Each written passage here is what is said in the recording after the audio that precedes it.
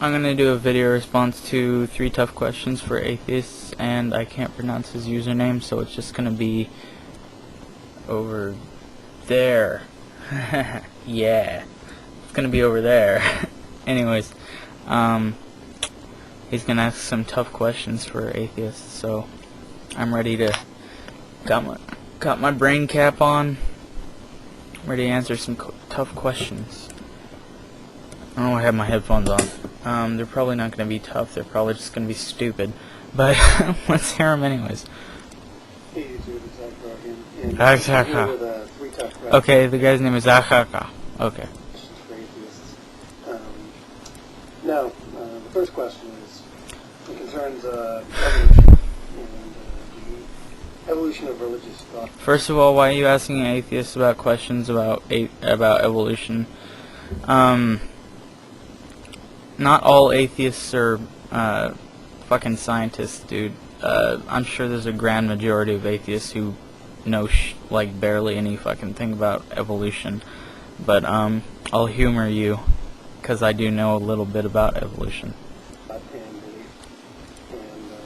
My question is, if religious belief is a product of social and biological evolution, the concept of the supernatural, the concept that the self can survive moral death, the concept that invisible spirits are active in our world, and paying attention to this can increase your chances of survival. First of all, I'd like to point out that you need to provide some information on why the fuck you think that a belief in a deity can make your survival higher. I know that it's a product of evolution in our minds, but I've never read that it increases your chance of survival, and I don't see how it would.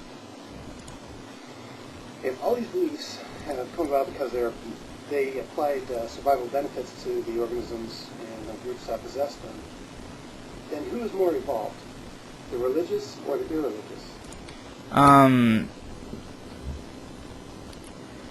They weren't a part of the evolutionary stage because they helped with survival. They were part of it because humans are naturally curious, and the way this happened was they wanted to know where they came from, so they automatically started thinking that it was some kind of thing that was beyond them, and then the process of that thought evolved over time and is only alive today because of people reproducing it and spreading it through their children and then their children's children and so on. If years and years back we'd known a lot of the things we know today, we might not think there was a God. And I say that out of pure speculation, but I'm pretty sure that we wouldn't believe in a God if we knew everything we knew today back then. And to answer your question, that is a tough question, simply because any answer I give is gonna sound stupid. I'm gonna say we're equally evolved, and some of us just are prone to believing one thing than another. Some of us have gone past the indoctrination that we faced in our lives and come up with our own opinions. Next question. The second question is this. Given that most models predict the universe will end, somewhat violently, by our standards, it will end violently.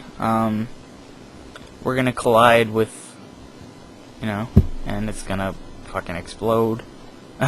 It will, or the sun will eventually burn out, but me and you, we won't be here to see that, so that doesn't really matter. Life, then, ultimately, why is life not ultimately pointless? Dude, oh god, this thing comes up all the time. You might as well have just said, if you don't believe in God, what's the point of life? that is such a nihilistic thing, Oh, eventually the entire planet or the entire universe is going to be destroyed, or blah blah planet, blah blah blah. I don't know about you, but I don't need a God to give me purpose in life, and I don't need the fact that after I die, other people are gonna still be alive to keep me going. Can't we just fucking, live? Do we have to worry about 50,000 bajillion years later? We probably won't even, the human race probably won't even be around when that happens. I think you're underestimating how far away that is. Well, 2012, of course. Anyways, I don't see why we can't just live without having to instill a purpose in our lives. Can't we just make our own purpose? What's your next question, dude? Of course, human life has a point for the foreseeable future, but in the end, if everything dies in heat death or a big crunch, all of our achievements essentially come to naught, and all of our records of ever existing vanish. Oh. Then what is the point? If there is no transcendence above the material world. Yeah, okay, you don't have to reiterate your point like 5 times, like I got it the first time. Essentially, what is the point? If there is one, of course it's valid that there is no point ultimately. Oh my goodness, please go on to the next question. But what is the point ultimately? And this is one that kind of uses some sci-fi elements. Ooh. It'll probably come true soon. And that's when does human life actually begin? Because if it's not a conception, then I really have a hard time determining when that human life begins. To say that human life begins when the baby is born isn't really a valid argument, because babies can be born many months before the labor date. Why does it matter when they're born if life starts when you're born? I think that's kind of contradictory. Some people say that life begins when you're born, but that can't be, because sometimes people are born before they're supposed to be. That doesn't make any sense. To survive with the age of technology. And babies can be born, of course they're born at the labor date, and there's zero chance of survival on its own. Nothing. Unless, some Romulus and Remus type wolves come along and nurse the kid along. But I'm going to put the survival chances at 0. Okay. You do that.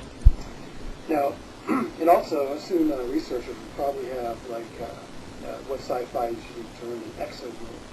And this is going to fill the market for women who are infertile and couples who are infertile.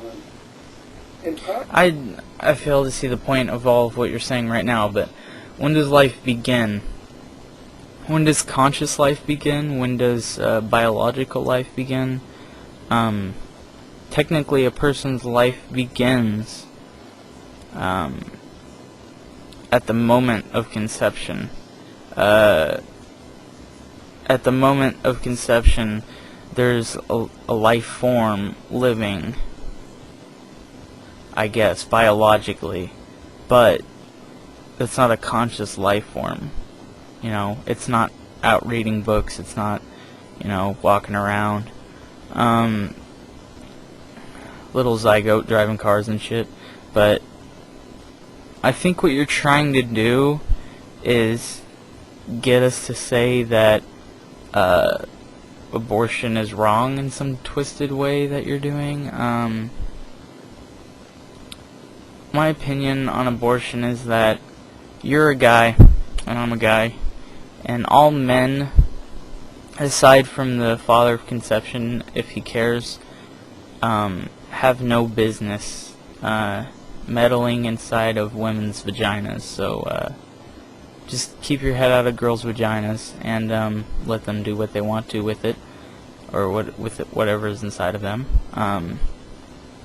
And I think we get along pretty well. So I'm gonna skip through your video and see if there's any other points. Eventually, I mean, Blah blah blah. donate the blood, it goes into the Uh-huh. for pickup. Uh-huh. Course of a human life. So my question is, when does a human being become Yeah. legal requirements are being mandated? Tough questions for atheists. Okay, that was awesome. Alright, so there's my response to you. I hope that you can use that and then twist it around and, you know, make me say stuff that I didn't actually say. So, enjoy!